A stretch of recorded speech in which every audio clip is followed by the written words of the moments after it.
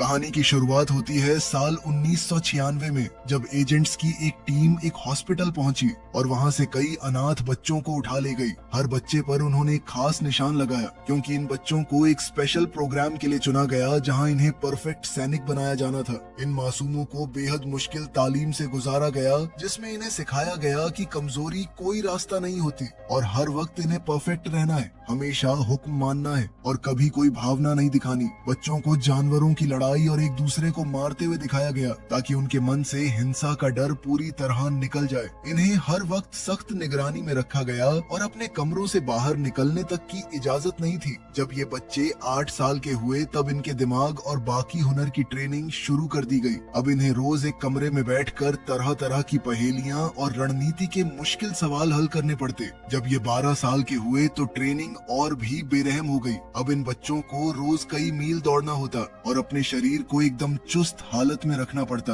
एक दिन जब ये सब एक मैदान में दौड़ रहे थे, तब थकान की वजह से एक लड़का पीछे रह गया। प्रोग्राम में कमजोरी की कोई जगह नहीं थी, इसलिए एक ट्रक आया और उस लड़के को बिना किसी रहम के कुचलकर मार डाला। बाकी लड़कों को कोई हरकत दिखाने तक की इजाजत नहीं थी, इसलिए वो सब चुपचाप आगे दौड़ते रहे। जब ये बच्चे जवानी की तरफ बढ़े तो इन्हें बंदूकों की ट्रेनिंग दी गई और सिखाया गया कि सामने दिखने वाले हर निशाने को बिना किसी रहम मार गिराना है। 17 साल के होते होते ये लड़के पूरी तरह इंसानी हथियार बन चुके थे, जिसका ऐलान उनके चेहरे पर गुदे एक खास टैटू से कर दिया गया। इन सब में सबसे बेहतरीन सैनिक था टॉम। साल 2036 तक उसने एक भी मिशन में नाकामी नहीं देखी। हालांकि उसके बदन पर ढेरों जख्मों के निशान आ चुके थे। वो दुनिया भर में और यहाँ तक कि चांद तक अपनी खास टोली को लेकर गया और हर जगह बेरहम लड़ाइयां लड़कर बिना किसी रहम के दुश्मनों को मारता चला गया। टॉम ने तो अपने निशाने तक पहुंचने के लिए एक बेकसूर औरत तक को मार डाला। उसे सिर्फ अपने मिशन की परवाह रहती, अपने साथी सैनिकों की नहीं, और उसने कभी आम इंसानों जैसा प्यार या रिश्ता महसूस ही नहीं किया। इस खास टुकड़ी के पीछे जो कमांडर था, उसका नाम है चर्च। उसे अपनी टीम की कामयाबी पर बहुत गर्व था, पर जल्द ही हालात तब उलझ गए जब कर्नल मॉरिस अपनी एक बिल्कुल नई टुकड़ी लेकर उनके ठिकाने पर आया। उसने बताया कि ये सैनिक लैब में तैयार किए गए हैं, यानी किसी आम इंसान से कहीं ज्यादा ताकतवर। मॉरिस के मुताबिक इसका मतलब यही था कि उसके सैनिक चर्च के आदमियों से कहीं बेहतर हैं, इसलिए चर्च को अपना पुराना प्रोग्राम बंद कर देना चाहिए। चर्च इस बात से बिल्कुल राजी नहीं हुआ और उसने साफ कहा कि उसके सैनिकों के सालों के तजुर्बे को कोई नहीं हरा सकता। तब मॉरिस ने एक चाल चली और दोनों टुकड़ियों के बीच मुकाबला करवाने का सुझाव दिया, ताकि साबित हो जाए कि असल में बेहतर कौन है। मॉरिस ने अपनी तरफ से केन को मैदान में उतारा। जैसे ही मुकाबला शुरू हुआ, केन ने फौरन खुद को बेहतर साबित कर दिया, क्योंकि वो बंदूक चलाने में कहीं ज्यादा सटीक निकला। उसने बिना थके कहीं ज्यादा वजन भी उठाकर दिखाया। दौड़ के मुकाबले में टॉम पहले आगे निकल गया, क्योंकि मॉरिस ने उसे 20 मिनट पहले भागने का मौका दे दिया था। पर जब केन ने दौड़ना शुरू किया तो देर से चलने के बावजूद उसने टॉम को पीछे छोड़ दिया। चर्च फिर भी ये मानने को तैयार नहीं हुआ, इसलिए उसने एक और टेस्ट जोड़ दिया। अब टॉम और केन को लोहे की जंजीरों पर चढ़ना था और एक बार फिर देर से शुरू करके भी केन कहीं ज्यादा तेज निकला। इसके बाद चर्च ने जंग के तजुर्बे की अहमियत साबित करनी चाहिए, इसलिए उसने जंजीरों पर ही एक लड़ाई रखवा दी। मॉरिस ने घमंड में कहा कि मुकाबला बराबरी का रहे, इसके लिए 3 आदमियों को अकेले केन से भिड़ना चाहिए। 2 और सैनिक फौरन टॉम के साथ जंजीरों पर चढ़ गए, पर इससे भी कोई फर्क नहीं पड़ा। केन इतना ताकतवर निकला कि कुछ ही वार में उसने दोनों सैनिकों को मार डाला और उनकी लाशें नीचे फेंक दी। टॉम थोड़ी देर और टिका रहा और मौका देखकर केन पर कूद पड़ा, जिससे उसने केन के चेहरे पर ऐसा वार किया कि उसकी एक आंख फूट गई। फिर भी केन लड़ता रहा और उसने टॉम को नीचे पड़ी लाशों के ढेर पर दे मारा। मुकाबला मॉरिस जीत तो गया, पर वो फिर भी गुस्से में केन पर चिल्लाया, क्योंकि ऐसी चोट का मतलब था कि अब वो परफेक्ट नहीं रहा। टॉम को सचमुच मरा हुआ समझकर चर्च ने नई टुकड़ी को कबूल कर लिया और पुराने तजुर्बेकार सैनिकों को मारा तो नहीं गया, पर अब वो किसी लड़ाई का हिस्सा नहीं रहे। मॉरिस ने हुक्म दिया कि इन लाशों को कचरे की तरह बाहर फेंक दो और एक बहुत बड़ा शिप सारा कचरा लेकर आर्केडिया नाम के एक प्लैनेट की तरफ चल पड़ा, जो पूरी तरह कूड़े से ढका हुआ था। इस सफर के दौरान टॉम की आंख खुली और अपनी जिंदगी में पहली बार उसे डर महसूस हुआ, जब उसे एहसास हुआ कि वो आखिर कहाँ पड़ा है। तभी अचानक शिप का दरवाजा खुला ताकि सारा कचरा बाहर गिर जाए और टॉम ने खुद को बचाने की लाख कोशिश की, पर आखिरकार वो भी उस प्लेनेट पर जा गिरा। खुशकिस्मती से वो इतनी ऊंचाई से गिरकर भी बच गया और इलाके में घूमने लगा। पहले उसे चारों तरफ सिर्फ कचरा ही दिखा, पर थोड़ी देर में उसने फटे पुराने कपड़ों में कुछ लोगों को इधर उधर घूमते देखा। टॉम ने उनका पीछा करने का सोचा, पर तभी एक जबरदस्त रेत का तूफान उस इलाके में आ गया, इसलिए उसे रुककर तूफान के गुजरने का इंतजार करना पड़ा। आखिरकार टॉम तूफान से बाहर निकला और एक कब्रिस्तान में जा पहुंचा, जहां की हालत से साफ था कि इस प्लेनेट पर अब तक बहुत से लोग दम तोड़ चुके थे। थोड़ा और आगे बढ़ने पर वो आखिरकार एक ऐसी बस्ती तक जा पहुंचा जिसे इन लोगों ने कचरे और शिप के टूटे हिस्सों से जोड़कर बनाया। वो चुपके से सीढ़ियों के आसपास घूम ही रहा था कि हवा के एक तेज झोंके ने उसे उड़ा दिया और कुछ बच्चों को अपनी तरफ घूरते देखते ही वो बेहोश हो गया। इसके बाद बस्ती के सारे लोग इस बात पर बहस करने लगे कि टॉम का आखिर क्या किया जाए। इस प्लेनेट पर सालों से कोई नया इंसान नहीं आया था, इसलिए वो समझ ही नहीं पाए कि टॉम पर भरोसा करें या नहीं। आखिर में बस्ती के मुखिया ने तय किया कि वो टॉम की मदद तो करेंगे,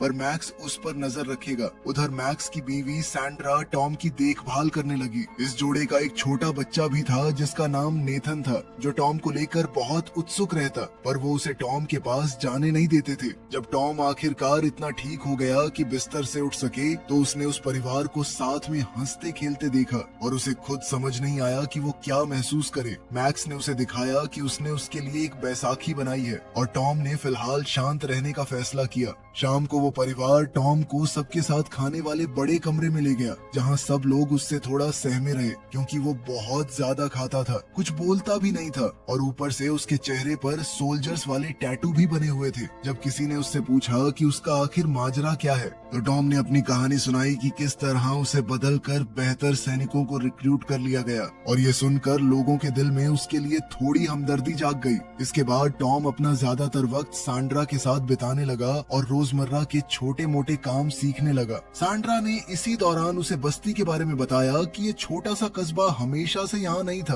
बल्कि ये सब लोग अपने एक शिप में सफर कर रहे थे। तभी उनका शिप खराब हुआ और वो यहीं आकर गिर पड़े। ये हादसा 3 साल पहले हुआ और तब से कभी कोई मदद नहीं आई। फिर भी सैंड्रा को इसका कोई मलाल नहीं, क्योंकि यहाँ उन्हें कोई परेशान नहीं करता। उधर मॉरिस ने बताया कि वो काफी समय से आर्केडिया के इलाके पर नजर रखे हुए हैं और वहाँ नजर रखने के लिए कुछ स्टेशन लगाना चाहता है। वो अपने नए सैनिकों को गश्त पर भी भेजना चाहता था और उसका कहना था कि अगर वहाँ कोई भी रेफ्यूजी या खदान वाला मिले तो उन्हें सरकारी तौर पर दुश्मन मान लिया जाएगा, जो बात चर्च को बिल्कुल पसंद नहीं आई। वापस आर्केडिया में सैंड्रा बगीचे की देखभाल कर रही थी और उसने एक नन्हा पौधा लगाना सिखाकर टॉम को हैरान कर दिया। तभी एक सांप उनके पास आने लगा तो सैंड्रा ने उसे फौरन मार डाला और बताया कि ये बेहद खतरनाक होते हैं। एक बार ऐसे ही सांप ने नेथन को काट लिया था, जिसकी वजह से वो काफी समय तक बीमार रहा और अब वो ठीक तो हो गया, पर उसी जहर की वजह से बोल नहीं पाता। कुछ वक्त बाद टॉम बाकी आदमियों के साथ कचरे में से काम की चीजें निकालने बाहर गया। मौसम की वजह से उन सबने अपनी कमर से जंजीरें बांध रखी थी ताकि कोई तूफान में खोकर बिछड़ न जाए। बदकिस्मती से तभी एक बहुत तेज रेत का तूफान उस इलाके में आ गया और उनका एक साथी हवा में फंसकर एक पुरानी मशीन की तरफ उड़ने लगा। बाकी आदमियों ने जंजीर को खींचना शुरू किया, पर वो उस तूफान के आगे इतने ताकतवर नहीं थे कि अपने दोस्त को बचा सके। तभी टॉम ने आकर जंजीर खींचनी शुरू की और उसकी अकेले की ताकत ही उस आदमी को तूफान से बचा ले गई। इसी खींचतान में किसी के हाथ से एक हथियार गिर गया,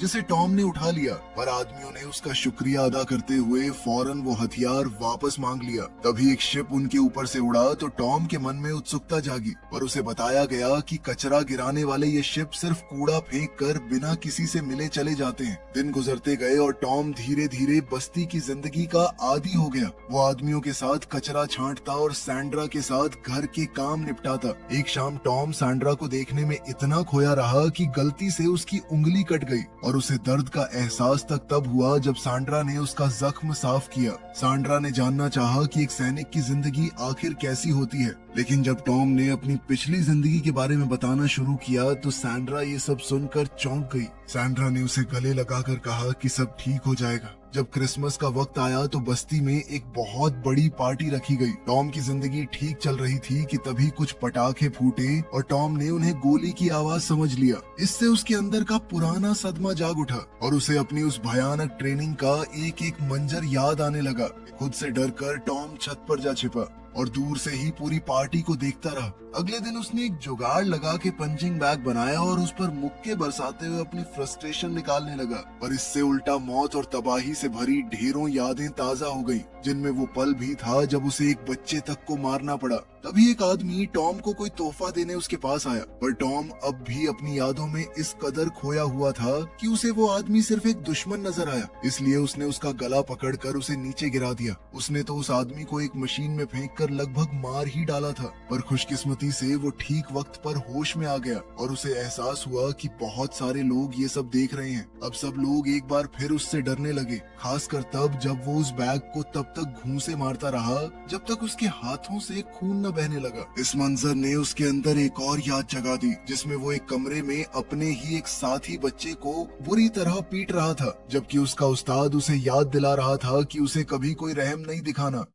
कुछ समय बाद टॉम की आंख खुली तो उसने नेथन को पास ही पाया, जो उसे दिखा रहा था कि उसने एक पहेली हल कर ली है। तभी वहाँ एक सांप आ गया तो टॉम ने नेथन को उसे मारना सिखाने की कोशिश की, पर नेथन डर के मारे जड़ हो गया। टॉम ने फौरन छलांग लगाकर सांप को पकड़ तो लिया, पर उसे मारा नहीं बल्कि नेथन से दोबारा कोशिश करने को कहा। तभी अचानक सैंड्रा और मैक्स वहाँ आ पहुँचे और सांप को मारते हुए टॉम को डांटने लगे कि उसने नेथन की जान आखिर खतरे में क्यों डाली। अब तक बस्ती वाले टॉम से पूरी तरह तंग आ चुके थे, इसलिए उन्होंने उससे साफ कह दिया कि वो यहाँ कभी घुल मिल नहीं पाएगा। वो तो दिन ब दिन और खतरनाक होता जा रहा है। इतना कहकर उसे बस्ती से बाहर निकाल दिया गया। टॉम ने चुपचाप अपना सामान समेटा और वहाँ से चल दिया, लेकिन फिर कुछ ऐसा हुआ जिसे देखकर वो खुद भी हैरान रह गया, जब अपनी जिंदगी में पहली बार उसकी आंखों से आंसू बह निकले। इसके कुछ ही देर बाद सैंड्रा और मैक्स चैन से सो रहे थे कि अचानक एक सांप उनके बिस्तर पर चढ़ गया। जैसे ही वो सांप मैक्स को काटने ही वाला था, तभी नेथन आया और बिल्कुल वैसे ही बहादुरी से उस सांप को मार डाला जैसे टॉम ने उसे सिखाया था। मैक्स को एहसास हुआ कि टॉम बिल्कुल सही कह रहा था, इसलिए वो भागकर घर से बाहर टॉम को ढूंढने निकला और उसे कूड़े के बीच छुपा हुआ पाया। उसने जो कुछ हुआ उसके लिए माफी मांगी और टॉम को वापस चलने का न्योता दिया। तभी ठीक उसी वक्त मॉरिस के सैनिकों से भरा एक शिप उस प्लेनेट पर आ उतरा, जिसे टॉम ने फौरन पहचान लिया और वो मैक्स को लेकर वहाँ से भागा। जल्द ही उस शिप में से ढेरों गाड़ियाँ और सैनिक बाहर निकले, जिनमें केन भी शामिल था। बस्ती वालों ने खतरे की घंटी बजाकर खुद को बचाने का मोर्चा संभाल लिया। सैनिकों ने हमला शुरू कर दिया और सामने जो भी दिखा उस पर गोलियां बरसाने लगे। चारों तरफ धमाके होने लगे और एक धमाके की चपेट में मैक्स भी आ गया, इसलिए टॉम को उसे घसीट कर वहाँ से ले जाना पड़ा। जब वो किसी महफूज जगह पहुँचे तो टॉम ने मैक्स के जख्म बांधने की कोशिश की, पर अब बहुत देर हो चुकी थी और मैक्स अपने परिवार को याद करते करते दम तोड़ गया। उधर चर्च को इस बस्ती पर हमले की खबर मिली, पर मॉरिस ने अपने सैनिकों को हुक्म दिया कि चाहे ये आम लोग ही क्यों ना हो, इन्हें मार डालो। इमरजेंसी सिचुएशन के लिए चर्च ने अपने पुराने सैनिकों को भी तैयार करना शुरू कर दिया। बस्ती की मुखिया खुद सैनिकों से बात करने की कोशिश करने बाहर आई, पर उसे वहीं मौके पर गोली मार दी गई। ये देखकर बस्ती वालों ने अपने घर को बचाने के लिए जवाबी गोलीबारी शुरू कर दी, पर उनके चंद हथियार इतनी बड़ी फौज के आगे नाकाफी साबित हुए और जल्द ही सैनिकों ने पूरे कस्बे में मौत और तबाही मचा दी। वो अपने साथ फ्लेम थ्रोवर भी ले आए ताकि लोगों को सबसे जालिम तरीके से धीरे धीरे जलाकर मार सके। तभी टॉम छत तोड़कर अंदर कूदा और उसने आग बरसाने वाले एक सैनिक को मार गिराया। फिर उसने गिरी हुई लाशों से हथियार जमा किए और दूसरे आग बरसाने वाले सैनिक को ढूंढने निकला, जो उस वक्त सैंड्रा और बच्चों के पीछे भाग रहा था। खुशकिस्मती से टॉम ठीक वक्त पर वहां पहुंचा और उसने रॉकेट लॉन्चर से उस सैनिक को ढेर कर दिया। जब एक और सैनिक दीवार के आर पार गोलियां चलाने लगा तो टॉम ने सबको झुका दिया और दरवाजा खोलकर एक और रॉकेट से उस आदमी को भी मार डाला। इसके बाद उसने उस सैनिक का कम्युनिकेटर उठाया और एक गुर्राहट भेजकर देखना चाहा कि आगे आखिर क्या होता है। मॉरिस सोच में पड़ गया कि अब क्या किया जाए, तो चर्च ने उसे अपने आदमियों को पीछे हटाने की सलाह दी, जिसे मॉरिस ने मान लिया। सैनिकों के जाते ही बस्ती वालों ने अपना वक्त घायलों के इलाज में लगाया। और जब टॉम ने बताया कि मैक्स अब इस दुनिया में नहीं रहा तो सैंड्रा टूटकर बिखर गई।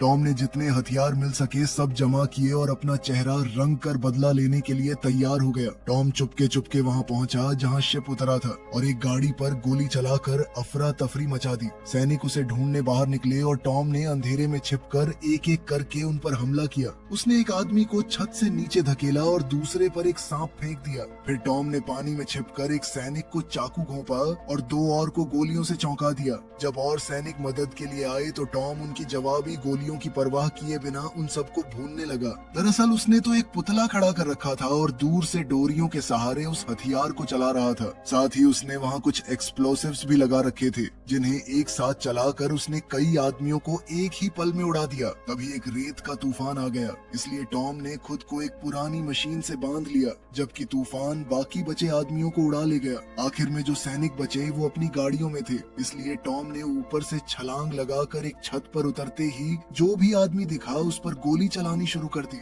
फिर उसने उस आर्मर्ड व्हीकल का ढक्कन खोलकर अंदर कुछ एक्सप्लोजिव फेंक दिए। पर केन अब भी अपने ट्रक में था और दोबारा बस्ती पर हमला करते हुए और भी तबाही मचा रहा था। बिना किसी शक के उसके करीब पहुंचने के लिए टॉम ने एक ट्रक चुराया और सीधा जाकर केन की गाड़ी में टक्कर मार दी। केन अपनी गाड़ी से बाहर कूदा और उसने फौरन अपने बैग से अपने जख्मों के लिए कुछ दवाई निकाली। टॉम सैंड्रा और बच्चों को बचाने के लिए उन्हें ढूंढने निकला ही था कि केन उससे लड़ने के लिए सामने आ गया। दोनों के बीच एक नई भिड़ंत छिड़ गई। उन्होंने एक दूसरे पर एक के बाद एक लगातार हमले किए और आसपास जो भी चीज दिखी उससे एक दूसरे पर हमला बोल दिया। एक बार के लिए ऐसा लगा कि केन हावी पड़ रहा है, लेकिन तभी टॉम की नजर नीचे जमीन पर पड़े एक हथियार पर गई। केन ये देखते हुए पहले ही उस हथियार की तरफ लपका, लेकिन ये तो टॉम की एक चाल थी। उसने तुरंत हेलीकॉप्टर की पंखुड़ी से हमला करते हुए केन को जबरदस्त घायल कर दिया। फिर उसने उसे घूंसा मारकर जमीन पर गिराया और उसका गला पकड़कर आखिरकार उसे हमेशा के लिए खत्म कर दिया। कुछ ही पल बाद चर्च की पुरानी फौज को टॉम और बाकी बचे लोग मिल गए, पर उन्होंने हमला नहीं किया क्योंकि वो आज भी अपने पुराने जनरल की इज्जत करते थे।